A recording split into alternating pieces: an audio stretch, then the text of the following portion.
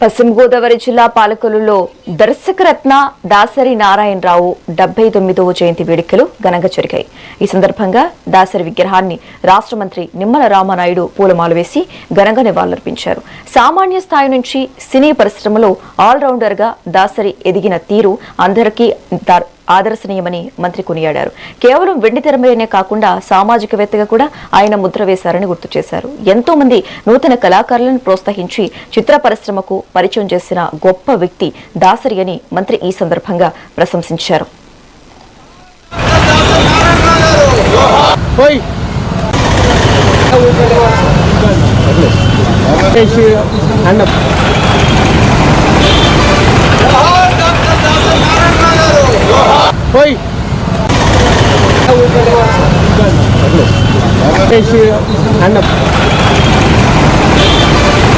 దాసరి నారాయణరావు గారు అంటే ఇవాళ ఈ సమాజానికి ఒక దశ దిశ దిక్సూచిగా ఉన్నటువంటి ఆయన ఒక ఆల్రౌండర్గా, ఒక దర్శకుడిగా, నిర్మాతగా, కథానాయకుడిగా, మాటల రచయితగా విభిన్నమైనటువంటి పాత్రలు తెరపైన మనందరికీ చూపించడమే కాదు, మరి సమాజంలో కూడా ఏదైతే ఈ యొక్క సామాజిక పరమైన రుగ్మతలు ఏవైతే ఉన్నాయో వాటిని రూపుమాపడానికి కానీ, సమాజంలో సామాజిక పరమైనటువంటి చైతన్యాన్ని కూడా కలిగించడానికి సినిమాను కూడా ఒక ఆయుధంగా తీసుకుని ఆయన తీసినటువంటి సినిమాలు కమర్షియల్ వాల్యూస్తో కాకుండా ఇంత మెసేజ్ సమాజానికి ఇవ్వాలనేటువంటి ఆలోచనతో ఆయన తీసినటువంటి సినిమాలు మన సమాజం మీద ఎంత ప్రభావం చూపాయో మనందరం కూడా ప్రత్యక్షంగా మనందరం కూడా చూసినటువంటి పరిస్థితి.